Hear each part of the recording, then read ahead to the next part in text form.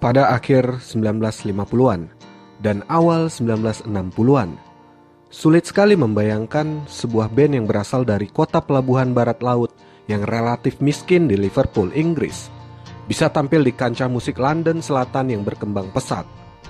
Apalagi menjadi fenomena musik dunia dan ikon musik terbesar sepanjang sejarah.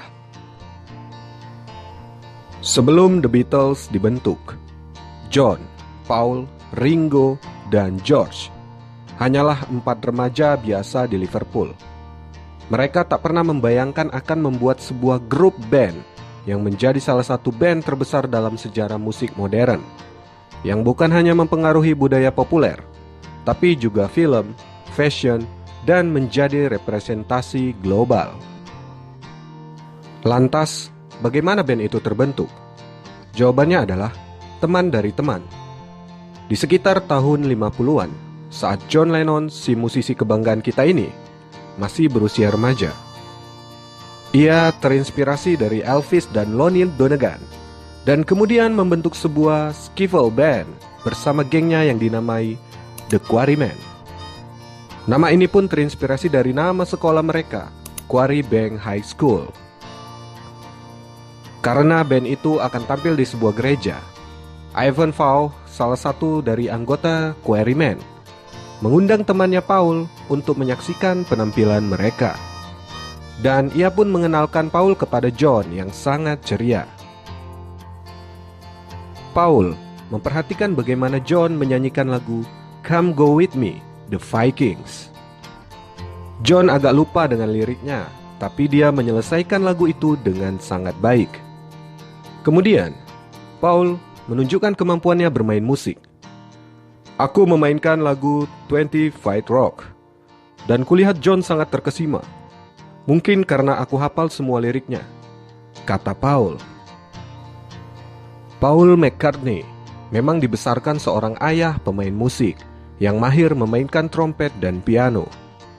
Walaupun ia kidal dan mengalami kesulitan saat belajar musik, Paul akhirnya bisa menguasai beragam alat musik. Bakat Paul bahkan melebihi kemampuan anggota The Quarrymen lainnya. Itu membuat John terkesima. John berhari-hari memikirkan bagaimana caranya mengajak Paul agar mau menjadi bagian dari Quarrymen. John bisa membayangkan bagaimana Paul akan meningkatkan kualitas band mereka. Kepada anggota band yang lain, John kemudian membahas idenya untuk mengajak Paul bergabung dengan The Quarrymen, dan semua sepakat. Persahabatan mereka pun dimulai. Kedua remaja itu menjadi lebih sering bersama dan menulis lagu berdua. Tak lama kemudian, Paul mengajak sahabatnya yang bernama George Harrison. George sendiri awalnya sudah membentuk band Skiffle bersama abangnya yang dinamai The Rebels. Namun, grup itu tidak berumur panjang. Saat Paul menyodorkan George pada John, John sama sekali tidak tertarik dengan George Harrison.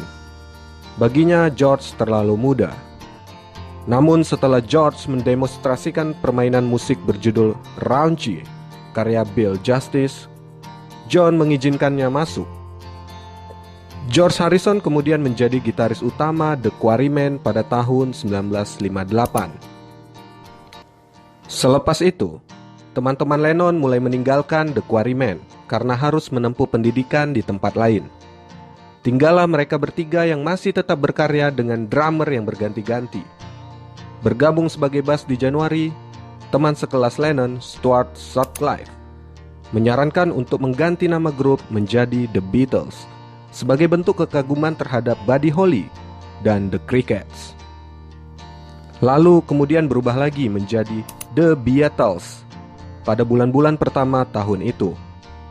Setelah coba-coba nama lain seperti Johnny and the Mondogs, Long John and the Beatles, and the Silver Beatles, grup itu akhirnya menjadi The Beatles pada bulan Agustus.